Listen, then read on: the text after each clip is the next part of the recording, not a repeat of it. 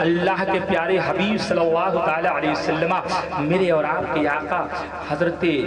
فاطمہ الزہرا رضی اللہ تعالی عنہا کے گھر ملاقات کی۔ ابا آپ بھی اپنی بیٹیوں سے ملنے جایا کرو، سب کے لیے حکم ہے اپنی بیٹیوں سے ملنے کے لیے جایا کرو، ساتھ میں کچھ تحفے بھی لے کر کے جایا کرو۔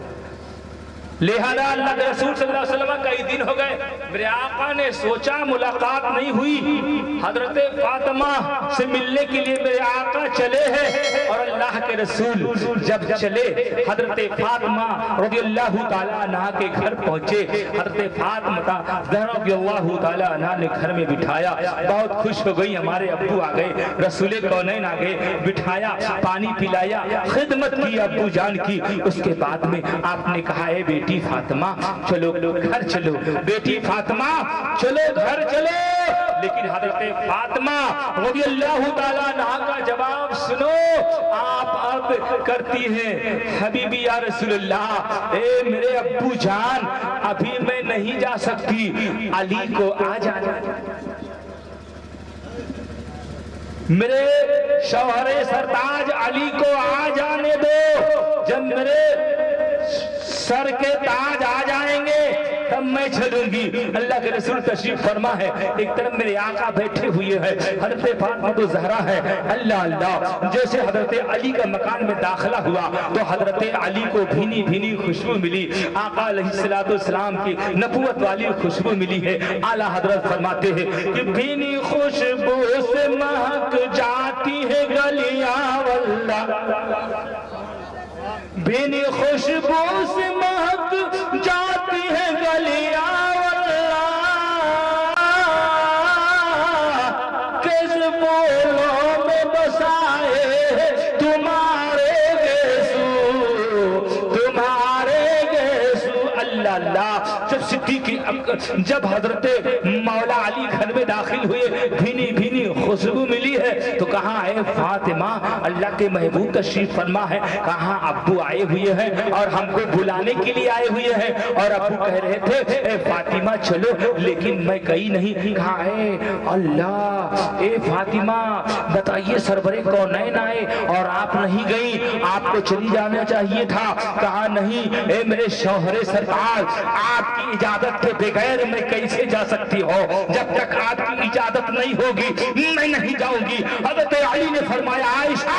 وہ مالک کل ہے، ہر چیز کے مالک ہے، اجازت کی کیا ضرورت تھی۔ حضرت عائشہ نے دامن، حضرت فاطمہ نے دامن کو تھاما اور کہا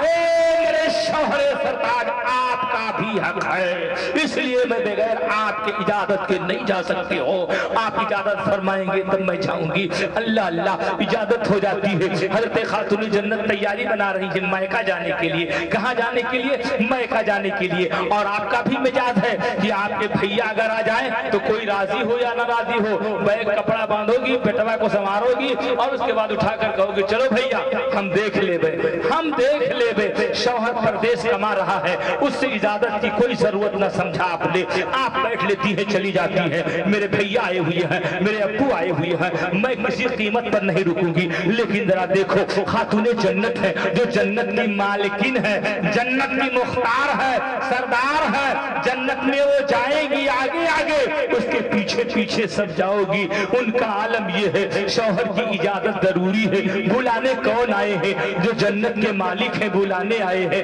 لیکن پھر بھی آپ شوہر کی اجازت طلب کر رہی ہے، لہذا اب حضرت فاطمہ تیار ہو جاتی ہے، جب تیاری ہو گئی نا تو کہتی ہیں اے میرے شوہر آپ بھی چلو نا ابو کے گھر، آپ بھی چلو گھوم کر کے آؤ، تو حضرت علی کہتے ہیں میں بھی چلوں، کہاں چلو، کہاں ٹھیک ہے آپ بھی چلیے، تو کہا لیکن ایک بات ہے میرے شوہر، ایک بات ہے کہ جب میں چلوں گی نا تو جو آگے آگے ابو ہوں گے اس کے پیچھے میں رہوں گی اور میرے پیچھے آپ رہیں گے، کہا اس کا مطلب کیا ہے، کہا جہاں ابو کے قدم ہوں گے نا اس پہ میں कदम रखूंगी और उसी के ऊपर आप भी कदम रखना। कहा फातिमा इसकी वजह तो बता दो। कहा जब अब्बू के घर पहुंचूंगी ना, अब्बू के आंगन में पहुंचूंगी ना, तो इसकी वजह भी बता दूंगी, लिहाजा ऐसे आपको चलना होगा। कहा ठीक है। अब आगे आगे रसूल कौनैन तशरीफ फरमा है, मेरे आका चल रहे हैं, पीछे पीछे खातूने जन्नत है, कदम के निशानों पे कदम रख रही है। जहां मेरे आका के कदम, उसी पे फातिमा के कदम, उसके पीछे अली के कदम, दोनों कदमों के बीच में फातिमा का कदम है। चले जा रही है। जैसे ही मकान में दाखिल हुई है, जैसे आप पहुंची है और वैसे ही आप दरवाजे पर पहुंची, मकान में दाखिल हुई, हजरत फातिमा का दामन अली ने थाम लिया। कहा फातिमा मसला तो बता दो, वजह तो बता दो। कहा अली अंदर तो आओ। अंदर आंगन में जब पहुंच गए तो कहा फातिमा आप तो समझा दो उसकी वजह क्या है, उसकी वजह तस्मिया क्या है। कहा फातिमा बता दो। कहा ए मेरे शौहर सुनो, ए अली मुर्तजा सुनो, उसकी वजह ये है कि खातूने जन्नत को आज तक किसी ने देखा नहीं है। मेरे दिल ने ये गवारा न किया कि मेरे कदम जमीन पर पड़े, खुले जमीन पर पड़े और आसमान के सूरज मेरे कदम को देख ले।